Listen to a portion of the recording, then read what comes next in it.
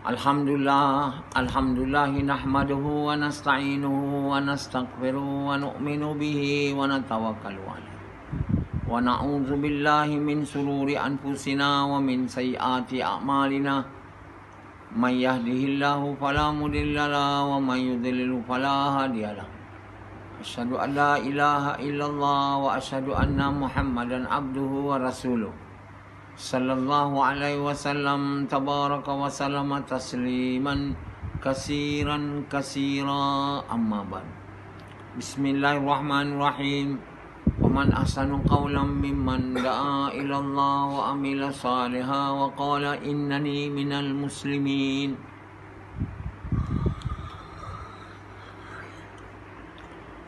Tuan-tuan, bapa-bapa sekalian, apa yang berlaku semua dengan kehendak Allah Subhanahu Wa Taala. Dengan lain perkataan, tidak akan berlaku satu perkara melainkan dengan izin dia. Kita yang nampak buatlah kita lah, manusia. Tapi kita dapat buat tu dengan izin Allah. Maknanya Allah yang buat. Sebab kalau tak ada izin dia, kita tak dapat buat. Jadi final dia Allah izin. Jadi apa saja kita takkan dapat buat melainkan Allah izin. Hari ini dia orang kata kita boleh merancang. Itu salah. Allah menentukan, dia orang kata. Ini kalimah yang banyak disebutlah tanpa rasa salah. Dan tak ada orang tahu itu salah. Sebenarnya itu salah perkataan tu. Bila bercakap salah besar ni, dia salah besar sebenarnya, bukan salah kecil. Bercakap yang salah ni, kita boleh merancang. Maknanya kita boleh merancang tanpa izin Allah. Betul tak? Mana betul? Kita tak boleh merancang. Kita tak boleh buat apa pun. Tak boleh makan, tak boleh minum. Itu yang betulnya, tanpa izin Allah. Ini cakap kita boleh merancang. Tapi dia kata Allah menentukan. Tak betul. Ini kalimah-kalimah yang salah. Yang orang semua tak sedar. Baru ni Agung bertitah kat Dewan Rakyat tu pun bercakap begitu je.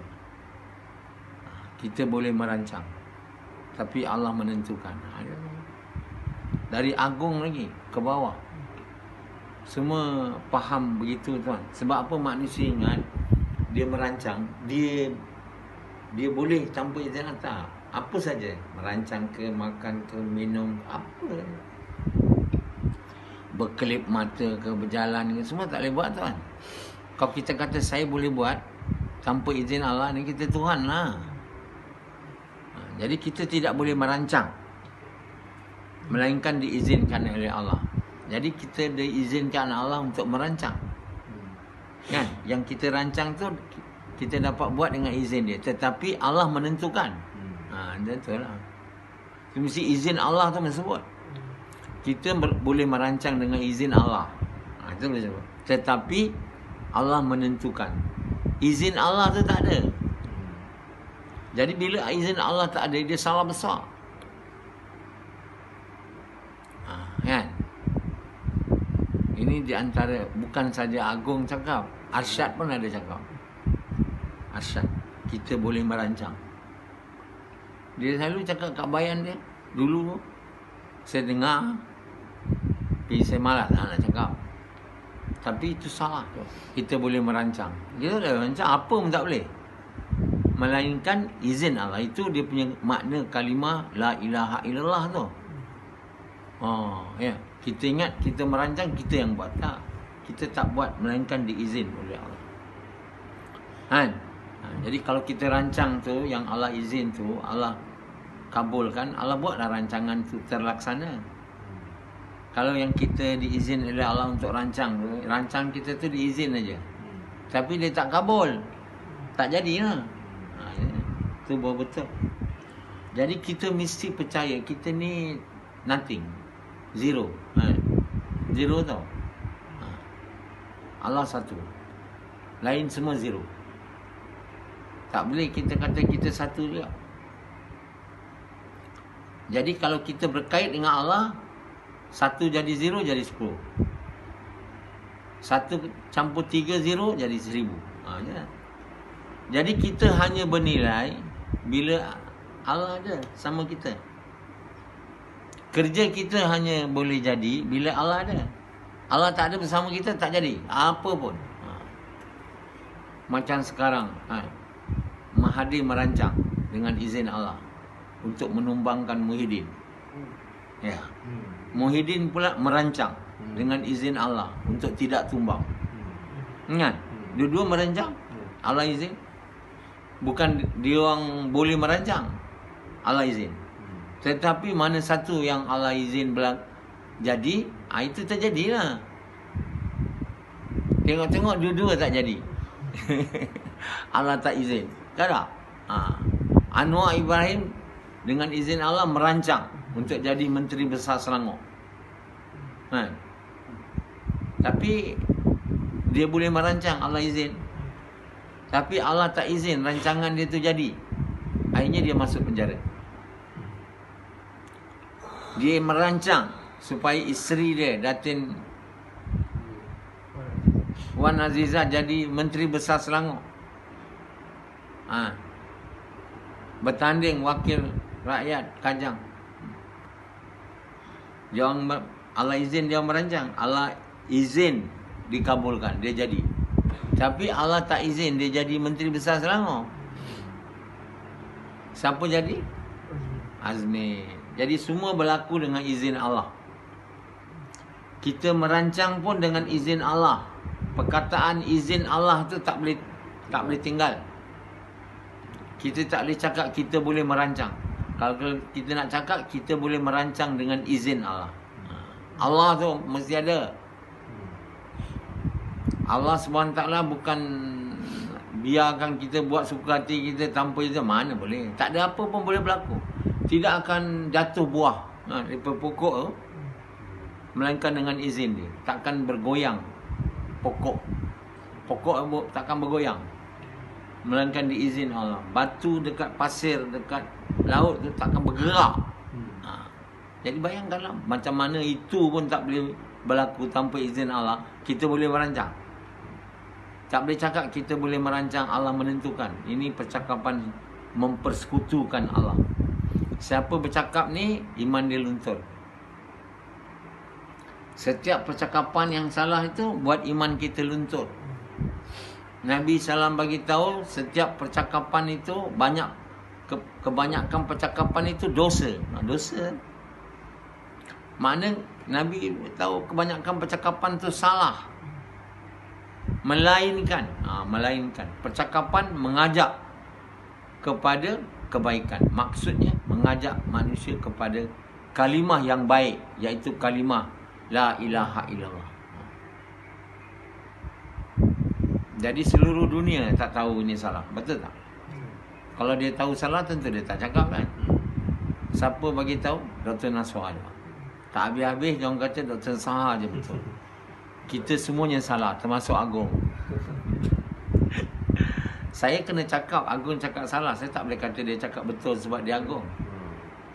Yang cakap salah tu mesti kita cakap salah sebab kita sayang dia. Kita beritahu umat yang salah, kita sayang dia. Sebab apa? Bila dia buat yang salah, dia berdosa, kan? Ini sangat common. Kita boleh merancang. Allah menentukan. Dan dah begitu sekali banyak bercakap sehingga dia dah dianggap betul. Mana betul? Nah, apa lagi percakapan yang salah? Baik dari Allah, buruk. Ini satu lagi. Baik dari Allah, buruk dari saya, dari perbuatan buruk saya, dia kata. Daripada kelemahan saya. Ini lagi perkataan salah juga. Tak disedar je. Yang cakap tu bukan orang biasa kan? Ustaz, anak Maulana, orang agama, kan? Agamawan yang berceramah. Akhir ceramah dia cakap, yang baik semua dari Allah. Yang buruk dari kelemahan saya. Tak ada kan? Yang buruk bukan dari kelemahan, dari mana, tak ada. Yang buruk juga dari dari Allah. Kita kena cakap yang baik dan buruk dari Allah. Tapi Ha.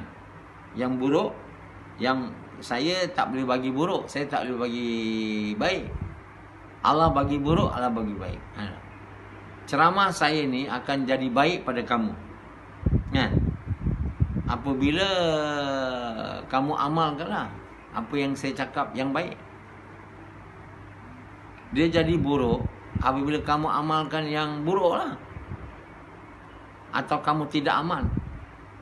Dan saya dapat buruk bila saya cakap yang salah. Dan saya tak amal. Panjang nak cakap ni kan. Ya tak? Ustaz tu akan dapat buruk dari ceramah tu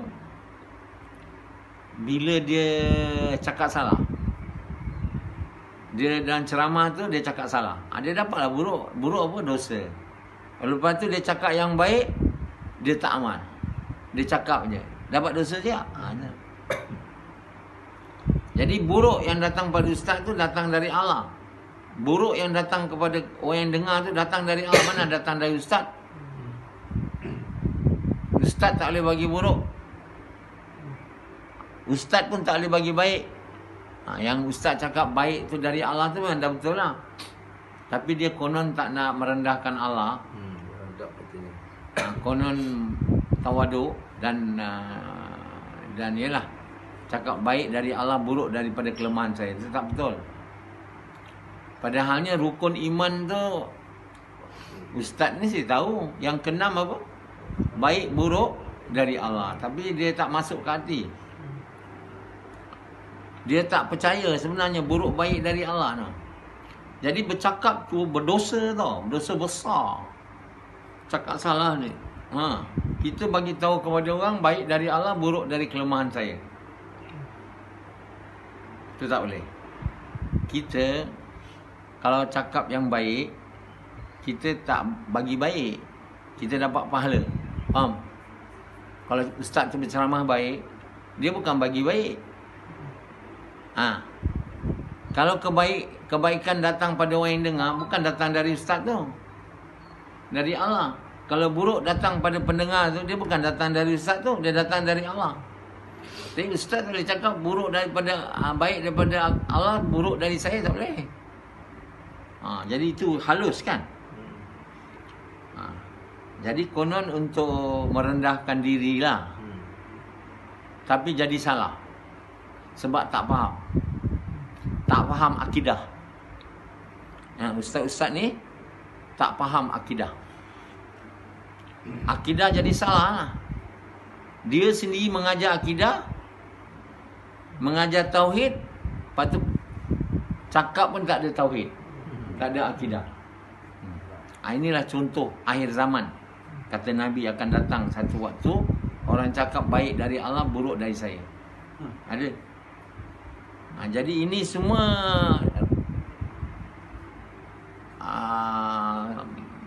apa ni Yazid dia kata betul lah dulu. Dia dengar. Setelah dia jumpa saya baru dia tahu dia tak betul. Dalam dunia ni siapa cakap itu tak betul? Seorang je. Saya tak mampu. Saya seorang je cakap. Lantaklah saya seorang ke, dua orang ke. Tapi saya cakap yang betul. Saya tak nak cakap yang salah. Walaupun dia orang kata mana Dr. Naswar tu tahu, dia doktor mata. Tak usah dengar daripada dia. Tak apalah.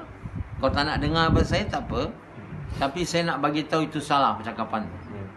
Baik dari Allah, buruk dari kelemahan saya, itu salah dan berdosa. Bila berdosa, iman menurun tau. Jadi jangan cakap macam tu. Kalaulah ada baik daripada ceramah saya ni, dianya dari Allah. Kalau cakap kalaulah ada buruk, dia juga dari Allah jika kamu amalkan yang buruk. Kalau kamu tak amalkan, saya berdosa lah. Buruk datang pada saya. Jadi ustaz tu macam dia pula pemberi buruk. Mana betul? Dia pun dapat buruk baik dari Allah. Yang mendengar pun dapat baik buruk dari Allah. Ustaz tu dapat baik bila dia cakap yang betul. Ustaz tu akan dapat buruk bila dia cakap yang salah. Makmum tu akan dapat yang baik apabila dia amal yang baik. Dia dapat buruk bila dia amal yang tak betul. Mungkin itulah. Tapi baik buruk tu datang dari Allah, tak ada datang daripada ustaz, tak ada datang dari mana, tak ada apa pun. Jadi sekarang ni kita buat buruk, datanglah buruk. Buruk tu datang dari mana? Allah. Kita dapat buat buruk tu dengan izin Allah juga. Kita tak boleh kata Allah buat baik, saya buat buruk. Tak ada. Saya buat buruk pun dengan izin Allah, saya buat baik pun dengan izin Allah. Kenapa Allah izin saya buat buruk? Allah SWT bagi kau tak. Allah bagi tahu dah, dalam dunia ni aku bagi kamu pilihan, buat buruk atau buat baik. Kan? Aku dah bagi kamu akal, fikir. Aku tak ada nak paksa-paksa kamu. Kalau kamu nak buat buruk, kau buatlah. Allah izin. Dah aku bagi akal. Lepas tu kau tahanlah seksanya, masuk neraka kan? Apa pasal Allah nak tahan pula? Allah dah bagi tahu, Allah bagi akal. Kalau Allah tak bagi akal, satu hal kan? Macam kucing, anjing, kerbau, badak, kan? Tak dibagi akal, dia buat buruk. Tak ada, mana ada kucing semua, kan? Dia kena ikut yang perintah Allah. Kucing, anjing, kan? Dia mana ada pilihan, kan?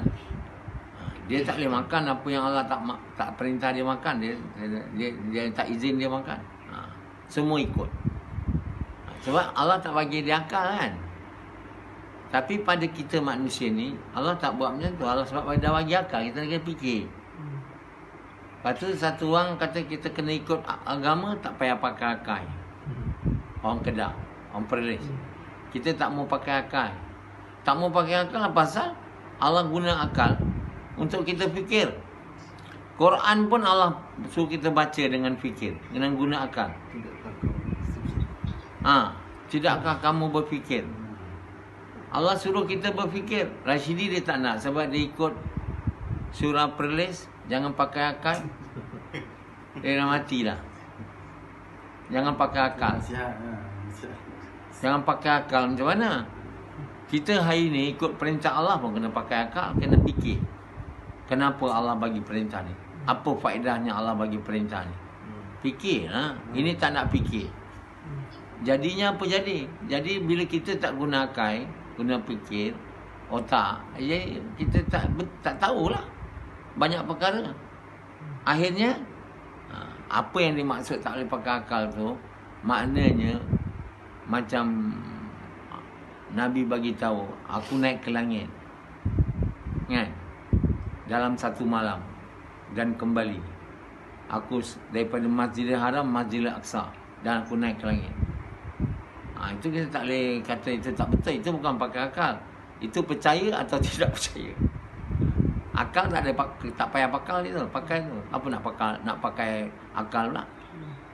Itu dimaksudkannya Allah boleh buat. Kalau satu orang percaya pada Allah boleh buat, itu boleh lah. Siapa tak percaya pada Allah, dia tak percaya lah. Orang hari ni, saya tak percaya Dr. Naswar boleh tafsir Quran. Kau tak percaya sebab kau tak percaya pada Allah. Allah boleh buat saya. Walaupun saya bukan orang alim, pandai bahasa Arab, Allah boleh buat. Nabi pun Allah boleh buat, tak tahu baca, tak tahu menulis. Boleh tak boleh nulis, tak ada guru pun dia. Dia tak ada guru mengajar dia. Apa ada guru dia? Mana dia berguru dengan ini orang Yahudi, Kristian bagi tahu Nabi berguru dengan Rabai, mana ada dia berguru? Apa guru pun tak ada. Guru dia Allah, Nabi SAW. Yang ajar dia terus. Macam mana boleh keluar kalimah-kalimah mulia? Dia bukan dari dia, kan? Dari Allah. Lepas tu dia suruh sahabat dia tulis apa kalimah yang turun dari Allah. Orang yang tak percaya itu dari Allah, dia orang tak percaya Allah. Mana nak percaya Quran tu dari Allah? Allah tak percaya. Sebab itulah kalimah pertama yang kena percaya, tiada Tuhan melainkan Allah. Itu pun tak percaya, mana nak percaya? Kita tak percaya Allah tu ada, takkan percaya pula Allah boleh buat Nabi tu dalam satu malam, dari Masjidil Haram ke Masjidil Aqsa, terus naik ke langit. Takkan percaya lah. Macam mana percaya pula Allah? Dan tak percaya Allah tu boleh buat apa saja. Kalau kita percaya itu Allah boleh buat apa saja, itu biasalah, boleh percayalah. Masalah Isra' Mi'raj tu orang percaya Allah ke tidak? Percaya Allah boleh buat tidak? Hari ni kita tak percaya Allah, mana boleh percaya itu boleh berlaku? Tak boleh percayalah. Mustahil lah. Memanglah mustahil. Mustahil apa? Mustahil bagi kamu lah. Tapi tak mustahil bagi Allah. Bagi manusia mustahil lah. Kan? Dengan kemampuan dia boleh pergi daripada Masjidil Haram ke Masjid Aqsa satu malam. Mana boleh dia orang kata. Kita 1 bulan pergi naik unta dulu. Tiba-tiba Muhammad pergi sana. Boleh sebab Allah buat. Jadi Allah boleh buat apa unta dari batu kan. Keluar daripada batu Nabi Saleh keluar unta tu. Mana boleh kita kata unta patut keluar daripada unta jugalah. Ini daripada batu. Daripada batu Allah tunjukkan tanda-tanda kebesaran Allah pada kaum dia. Begitu sekali. Bahawa Saleh ni Nabi aku. Dia bukan orang biasa. Dia minta dekat aku tanda, aku bagi dia unta. Keluar daripada batu. Dan unta tu pula mengandung. Kan? Mana dia mengandung dia dengan unta lain mana? Ada unta lain subur dengan dia. Dia seorang dia keluar. Lepas tu unta tu Allah Nabi Saleh kata kamu jangan kacau unta ni. Bagi dia minum kat perigi ni. Kamu 1 hari, dia 1 hari. Jadi orang kampung dia tak suka unta tu habiskan air dia orang. Dia bunuh. Bunuh, Allah hantar azab lah. Sebab Allah dah bagi amaran, masih buat lagi. Nabi Saleh tinggalkan kaum dia. Lepas tu dengan sedih. Kaum dia ni degil sangat. Jadi itu mana boleh buat. Siapa percaya Allah buat, siapa percaya Allah, dia percayalah Allah buat. Itu sebab yang basic punya percaya ialah Allah tu ada. Tiada Tuhan melainkan Allah.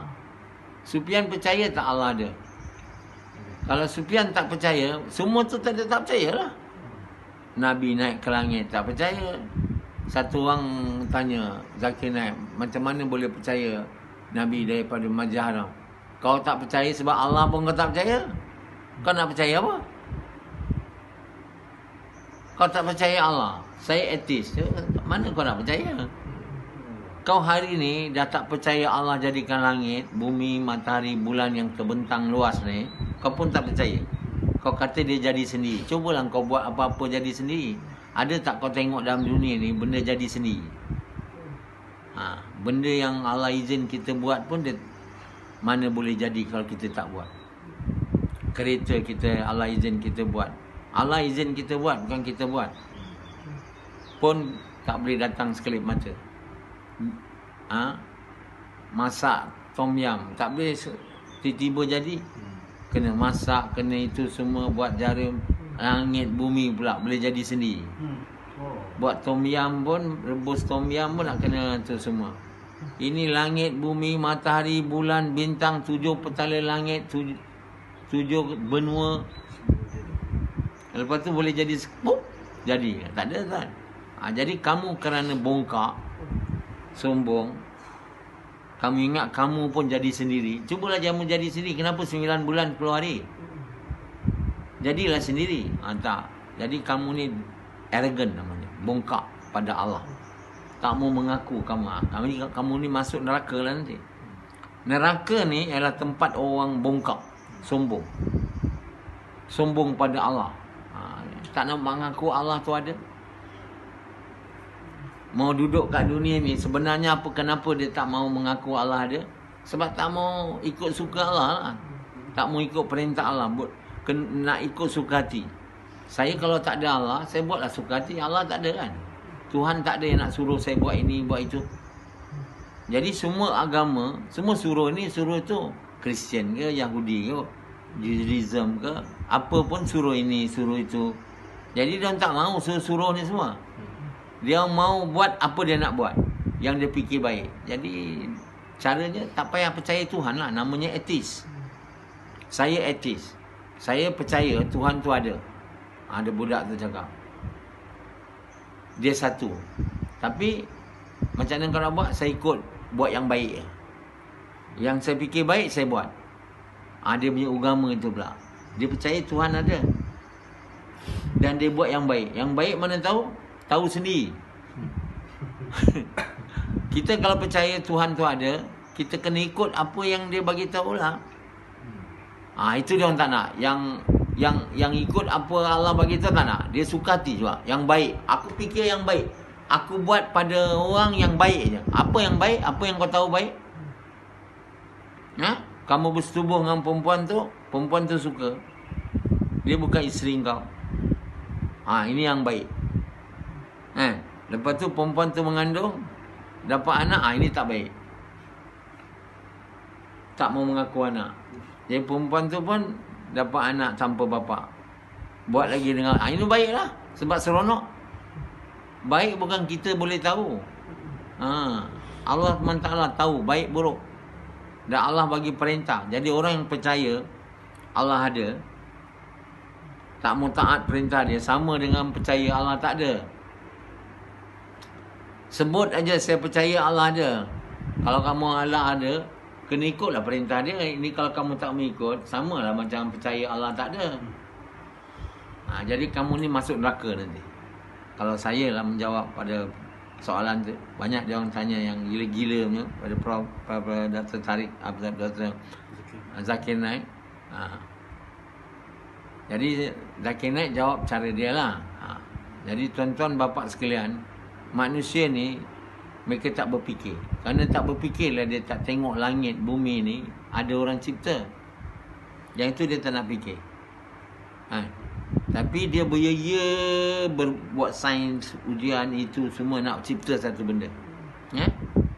Nak cipta elektrik tu bukan satu ujian, banyak ujian. Nak cipta arus elektrik tu satu penciptaan yang begitu mengagumkan kan. Dengan elektrik, dengan izin Allah, berapa banyak perkara ni berubah kat dunia ni. Dengan elektrik ada lampu. Mana datuk nenek kita dulu yang tak ada elektrik, ada lampu. Macam-macam jadi di dunia dengan elektrik. Thomas Edward Edison, dia buat percubaan berapa kali? Beribu kali. Dia kata saya dah 2000 kali buat percubaan gagal. Lepas tu reporter tanya dia, 2000 kau masih? Dia kata bukan gagal, 2000 percubaan yang makin hampir kepada kebenaran. Sebab kita nak tahu yang benar ni, bercuba, cuba cipta, baru dapat cipta elektrik tu. Lagi satu cipta telefon tu. Daripada jauh boleh bercakap, wire, voice.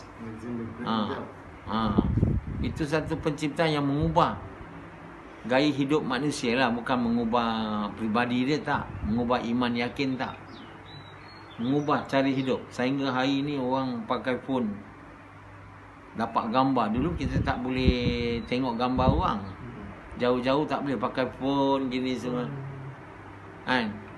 Dekat rumah wire kena pakai semua. Kalau kau tak ada line, kita tak boleh cakap. Kalau nak phone balik rumah atau pejabat, itu adalah zaman yang baik daripada datuk kita dulu, bapa kita dulu. Kini sekarang baik lagi anak kita. Dia tak ada pakai line lagi dah. Dekat tangan aja, gambar boleh nampak, bercakap dengan dia. Saya dulu ada bayangkan. Tapi saya bayangkan ajalah. Yang kita akan satu hari boleh tengok muka orang. Saya punya fikirlah. Telefon ni kita bukan cakap dengan dia, tengok muka. Sekarang dah jadi dah dalam hidup saya. Lepas ni tak tahu apa lagi jadi. Hari ni macam ceramah saya ni boleh ditukar kepada automatik semua bahasa sekaligus. Ini nak kena research. Jadi semua benda makan masa. Ini langit, bumi, matahari boleh dengan sekelip mata. Mana boleh? Tak ada benda boleh. Jadi Allah kata pun dalam Quran, aku jadikan ni semua dalam 6 masa.